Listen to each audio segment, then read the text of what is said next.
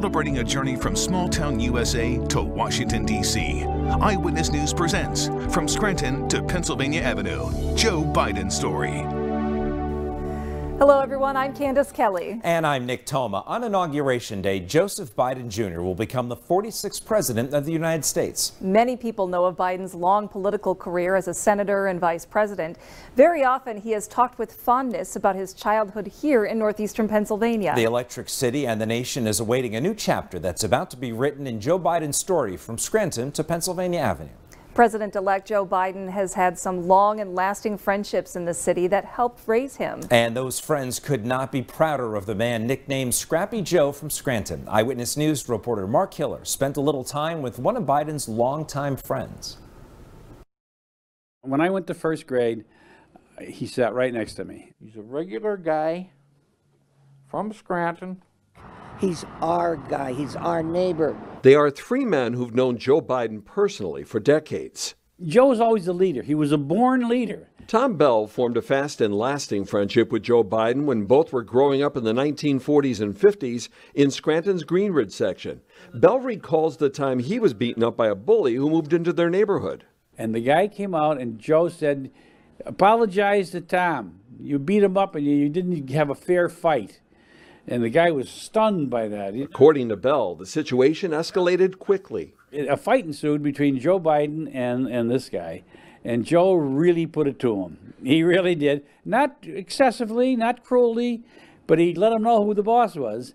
And it ended in a very short period of time with the guy asking for forgiveness in a way, saying he was sorry. Biden moved to Delaware when he was 10, but kept a close connection with his Scranton friends, including Bell and the late Charlie Roth.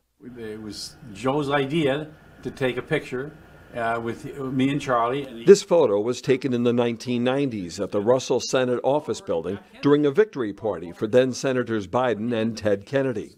Biden would add to his list of friends in Scranton through the years, including Jimmy Connors, who recalls in the 1970s meeting the man who will serve as our 46th president. He was warm. He's a warm person. You know, they talk about empathy with Joe Biden. He's got it. He cares about people. It was before Connors became a three-term Scranton mayor and was starting off as a neighborhood activist and community volunteer. So when I met him, he reached out to me, "Jimmy, how are you doing? You know, I see the work you're doing in the neighborhoods. How's that going? You know, how are things in Greenridge?" Connors has built a personal and political relationship with Biden. And Susie and I were so happy to see him. Connors supported Biden during the 2008 campaign, which ended with Biden serving the first of two terms as vice president. That the fellow in the circle is a young former Greenridge boy by the name of Joe Biden. Journalist John Hart has a photo from 1956 of a then 13-year-old Biden watching President Harry Truman and local dignitaries in Scranton for a Friendly Sons of St. Patrick dinner. Hart also recalls meeting Biden in the 1970s, the decade when a horrifying car crash claimed the life of Biden's first wife and their infant daughter. When Joe's wife and child died, when the boys got better, Bo and Hunter got better, he would come back here a lot of weekends to bond with his family. He had a lot of family in Scranton. Hart followed Biden's decades in the Senate and three unsuccessful runs for the presidency before his November 2020 victory. It's been a winding road to the White House for Joe Biden, from personal tragedies to political setbacks. But how he's managed to overcome and achieve, his friends say, started with what he learned here in this Scranton neighborhood. Time and again, Connors says Biden has exhibited lessons of resiliency. Pick yourself up. Get up off the ground. You'll get through this. And you know what? It rings true. His friends say it's all proof that you can take the boy out of Scranton, but you cannot take Scranton out of the boy, who will now call 1600 Pennsylvania Avenue his new home. He's our guy. He's one of us. And anybody that wants to say differently, well, I'm a pretty good-sized guy they'll have to put down. So proud. So proud. I well up. You get emotional? Yeah, I can't get over it. I'm really, really, really amazed at it. In Scranton, Mark Hiller, Eyewitness News. We'll continue to take a look at Joe Biden's journey from Scranton to the White House. Coming up, we'll stop by his old neighborhood in Scranton and the home where he once lived. People were still more formal than we think of today. Men still wore hats. And then women, they wore mainly dresses. You would rarely see women in pants, although it was starting to change. And a look back at Scranton in the 1940s when a young Joe Biden called the Electric City home.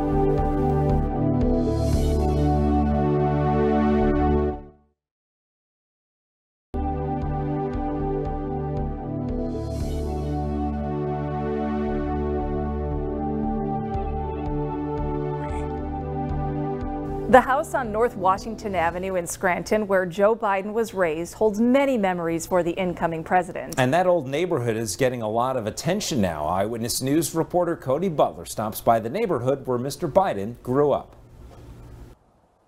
On a quiet avenue in Scranton sits a home that blends in with the rest. Blue in color with black shutters does not make it stand out. The fact that it's President-elect Joe Biden's childhood home does. During the 2020 election, the house was put on the world stage, bringing hundreds of people to North Washington Avenue to get a glimpse of the home and Joe Biden.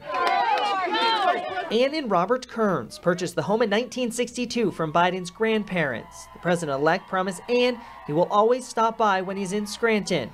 We talked with the Kearns family during one of those visits. Initially, we were all out here. We said, you can have the house, go on in. And he said, really? And then he took his granddaughters in and was telling them stories about growing up. It was fantastic. Biden was born in 1942 at St. Mary's Hospital. When his family experienced a financial setback, they moved in with his grandparents at the home on North Washington Avenue.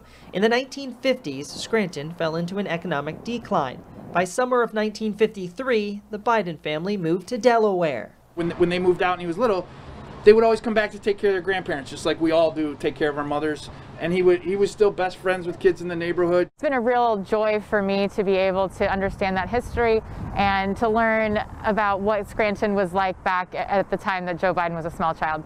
To commemorate that, last month Mayor Paige Cognetti changed part of North Washington Avenue to Joe Biden Way.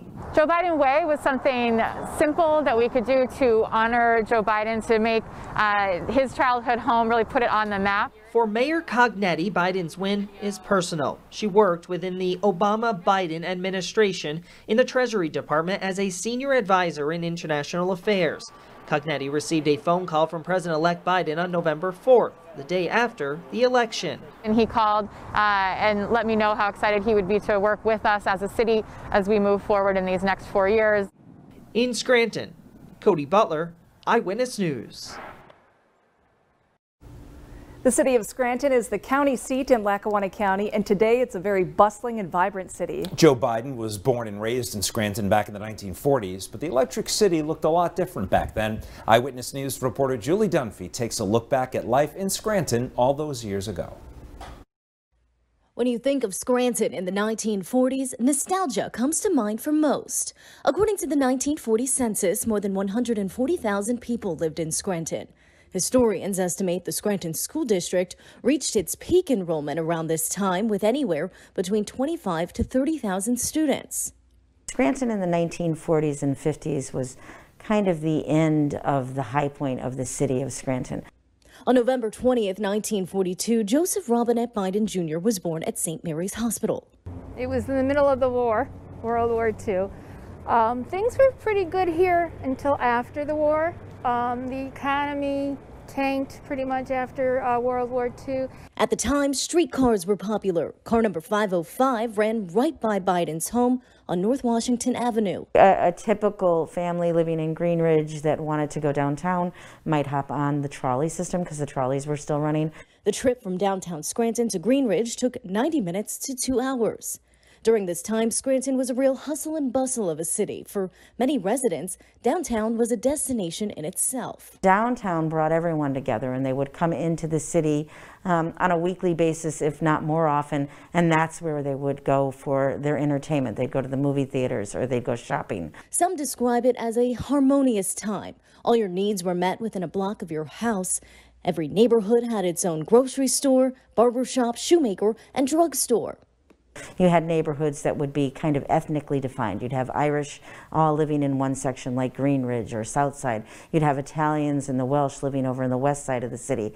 And all of these groups lived together and went to the same churches and got together for the same sorts of social activities. Things that I know we like to do is we would go to Hank's Hoagies and hang around. We went to school at St. Paul's Church over in Greenridge. He would probably come downtown here. People were still more formal than we think of today. Men still wore hats. And then women, they wore mainly dresses. You would rarely see women in pants, although it was starting to change. While some cities in the U.S. prospered in the post-war boom, the fortunes and population of Scranton began to diminish. Three big industries were coal, anthracite coal, railroading, and iron. And after World War II, coal wasn't in so much as demand. Railroading, steam changed to diesel.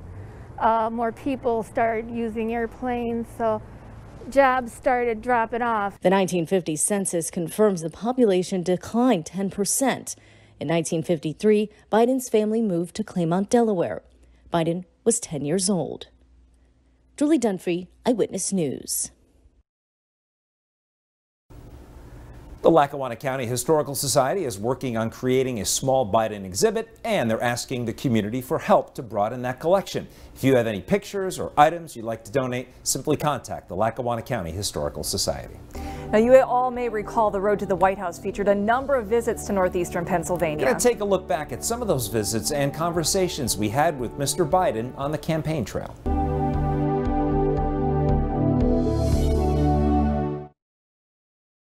Celebrating a journey from small-town USA to Washington, D.C.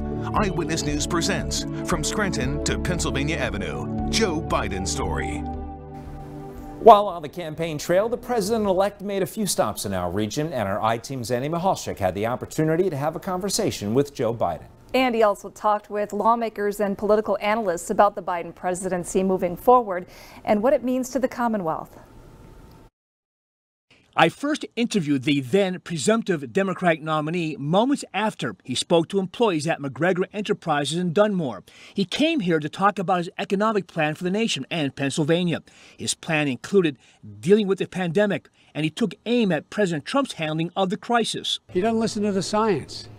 This, wearing this mask, social distancing, making sure that you, in fact, invest in people being able to open up safely, providing money for those small businesses and restaurants to be able to open in a way that they can provide security for the customers coming in. And at this point in the campaign, he had not yet announced his choice for a vice president. Several weeks later, he announced that California Senator Kamala Harris would be his running mate.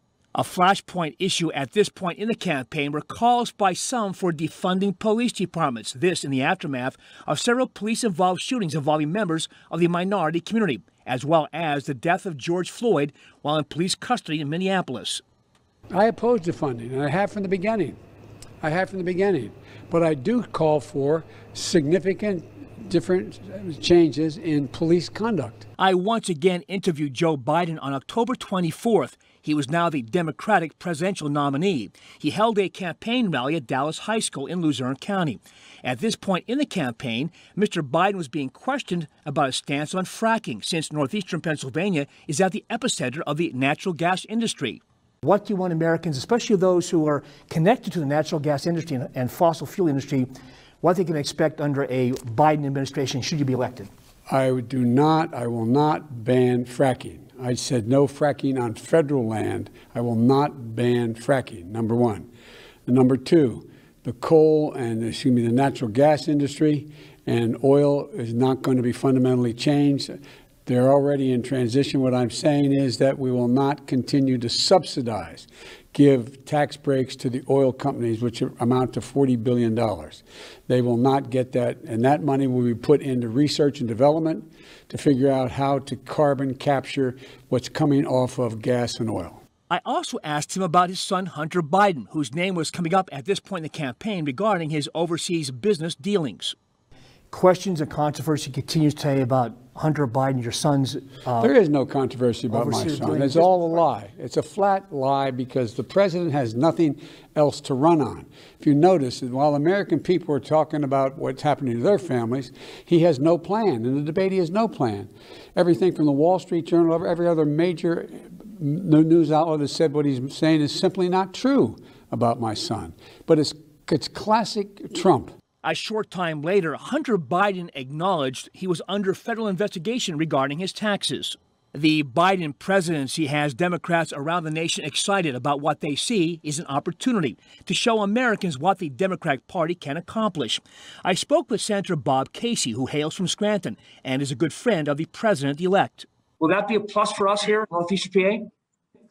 I think it will, and obviously he's got to be a president for the whole country and our whole state. But there's no question that I think he has a good sense of not just our challenges, but also a good understanding of our potential. I also spoke to Congressman Matt Cartwright, who is also from Lackawanna County. The thing about Joe Biden, I've known him for over 20 years, and what you see is what you get. Here's a man that he says whenever he has an important decision to make, the first question he asks is, how will this affect the ordinary man and woman working in this country? Political analysts say the Biden presidency will be faced with the impact of the pandemic. Dr. David Sosar is a political science professor at King's College in Wilkes-Barre. How is Joe Biden now going to pick up in the transition from where the Trump administration had left off? How are they going to deal with distribution of the vaccine? What new roles are they going to, or new rules are they going to put into place yet with masking, with distancing, until we reach this I mentioned herd immunity? I don't see under a Biden administration the initiative to go right on out and feel more like it's normal yet. Andy Bohalchik, Eyewitness News. For one woman with ties to our region, the inauguration of Joe Biden will be one to remember. She will be part of the security unit guarding the events, and we'll talk with her next about that special assignment. And we'll take a look at one man's unique collection of presidential memorabilia as From Scranton to Pennsylvania Avenue continues after this. Celebrating a journey from small-town USA to Washington, D.C. Eyewitness News presents From Scranton to Pennsylvania Avenue, Joe Biden Story. The president-elect and native son of Scranton is promising to unite the country. Coming from an area steeped in tradition and religion, some think he may need to lean on faith when it comes to that mission. Eyewitness News reporter Kevin Hayes talks with members of the Catholic community about how they think that would happen. I think his Catholic values are really going to show with everything he puts in place. President-elect Joe Biden is slated to be the second Catholic to take over the Oval Office. He grew up just down the road from a religious university and attended masses in our neck of the woods for the first decade of his life. People I spoke with believe it's helped shape him into the person he is today. He shows his kindness and his compassion always, and that is something that is a breath of fresh air to us right now, I think. On the road from North Washington to Pennsylvania Avenue, the president-elect has faced what many would call tests of faith. He's been through some terrible tragedies in his life, and he says that faith is what has got him through those tragedies. Referencing On Eagle's Wings in his victory speech, a popular hymn for First Communion and funerals, it's a point of hope and progress to many. I think that's evident in how he looks at issues that affect the common person. Whether the president-elect will be able to reach across the aisle and affect real progress remains to be seen, but many of the faithful here in Scranton have hope. I'm proud to be a Catholic. I'm proud that he is going to be in the White House. I think he's going to really unify the nation, and I think that'll start with his Catholic faith. In Scranton, Kevin Hayes, Eyewitness News. Members of the Catholic community say that they are divided on certain topics, including abortion and LGBTQ rights, that will likely impact the upcoming administration's plans to unite millions of Americans. Everywhere that a president has been or done something significant is historically relevant, especially their boyhood home. Buttons, posters, and much more. Coming up, we'll check out one local historian's impressive presidential collection. Celebrating a journey from small-town USA to Washington, D.C. Eyewitness News presents From Scranton to Pennsylvania Avenue, Joe Biden Story. There's one man who knows more about inaugurations than anyone in our area, and he's got the backing of a former president to prove it. His collection of inaugural memorabilia is worthy of a mini museum.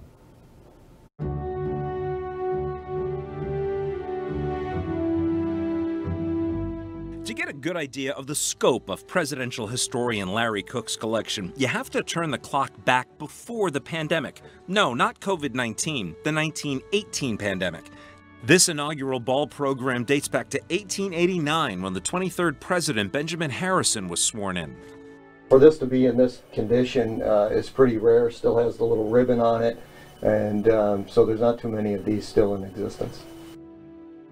It's one of many sought-after items in this Dallas Township residence collection, including a Thomas Jefferson signature and a Fidel Castro cigar given to President Jimmy Carter, one of only 3 in existence. Check out this plate from George H.W. Bush's inaugural dinner in 1989, complete with a menu and napkin ring. These Eagle napkin rings and a souvenir plate. Cook's fascination with presidential history began when he was 12. His grandmother gave him a list of the similarities between Presidents Lincoln and Kennedy, and something about that list sparked a lifelong hobby.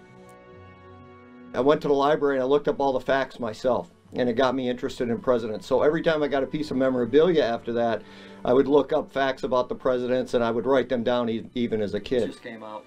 Now, Cook is a published author and sought-after speaker on the history circuit. His prized possession, the inaugural program from 2013, Obama's second swearing-in, given to him by his friend, former President Carter. It's signed by both Carter and Obama. Cook has even been the guest speaker for Mr. Carter at a National Park Service event in Georgia. Signing that particular. Cook believes one of the most interesting inaugural events was in 1841. 68-year-old William Henry Harrison delivered the longest inaugural speech in history, an hour and 45 minutes in a cold, driving rain. He died of pneumonia a month later. The short tenure turned tragedy into controversy. That was a huge deal because that tested the Constitution. John Tyler was vice president. He came in. There was a lot of contention over whether Tyler was really president. Cook believes Biden's inaugural will be interesting in its own right, giving Scranton a new place on the national map. Everywhere that a president has been or done something significant is historically relevant, especially their boyhood home. Not sure how many out there have a Joe Biden autograph, but historian Larry Cook has set a lofty goal to acquire the signatures of all 46 presidents. He tells us, at last count, he has more than 28 of them. Still ahead, a little music to wrap up our special program. We're going to meet a musician who was inspired by the Scranton native. His musical notes next. Now is where tomorrow.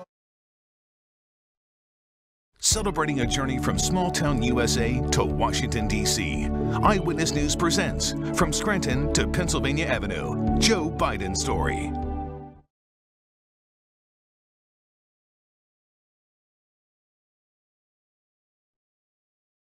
Celebrating a journey from small-town USA to Washington, D.C. Eyewitness News presents From Scranton to Pennsylvania Avenue, Joe Biden Story. From Scranton to the White House, we got Joe. That's the refrain from a new song written by area singer, songwriter, producer Jim Cullen. And it's a tribute to the scrappy kid who's about to become the 46th president of the United States. Eyewitness News photojournalist Joseph Butash takes us to the historic theater at Lackawanna College for Jim Cullen and his bandmates performing his new song, We Got Joe. You don't have to tune a harmonica. I'm thinking a scrappy kid this, a scrappy kid that, and all the word indeed came to my mind. Scrappy kid indeed just might be what we need. And then from Scranton to the White House, we got Joe. From Scranton to the White House, we got Joe. What else can I write around that? So, you know, I talked about united, undivided liberty. That's how it starts off. Cases, races, choices, voices, cry and harmony. A scrappy kid indeed. Just. And the second verse refers to cases, COVID, races, George Floyd, voices, choices, elections. I was pretty surprised that he wrote a song about Joe Biden and his roots in Scranton. And I was just noodled around on the chords. I didn't want to get too fancy on top of his wonderful lyrics. America's a place to chase your dreams. The song is unifying. It's trying. If you listen to the essence of it, it's trying to bring people together, which obviously is what we need right now. The country is all over the place. We got Joe. Now is where tomorrow. Growing up in this area, it makes you feel good about your roots and about your hometown. And there's a lot from northeastern Pennsylvania and Scranton that has to offer.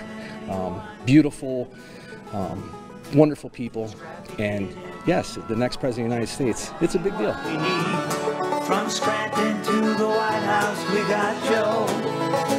I used to say in the entertainment business, if you can make it in Scranton, you can make it anywhere.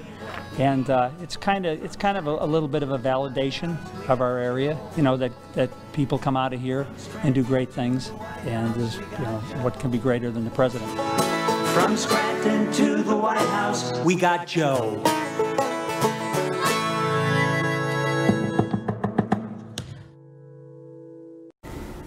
You can enjoy and sing along with Jim by going to YouTube and searching We Got Joe. We, of course, want to thank you folks for joining us tonight for this tribute to Scranton's native son, Joe Biden. And we have many more stories on PAHomepage.com. Thank you for joining us. I'm Candace Kelly. And I'm Nick Toma. Have a great evening. From Scranton to the White House, we got Joe. Now is where tomorrow will begin. A new horizon, anyone can win. A scrappy kid indeed, just might be what we need. From Scranton to the White House, we got Joe. A scrappy kid indeed, just might be what we need. From Scranton to the White House, we got Joe. From Scranton to the White House, we got Joe. From Scranton to the White House, we got Joe.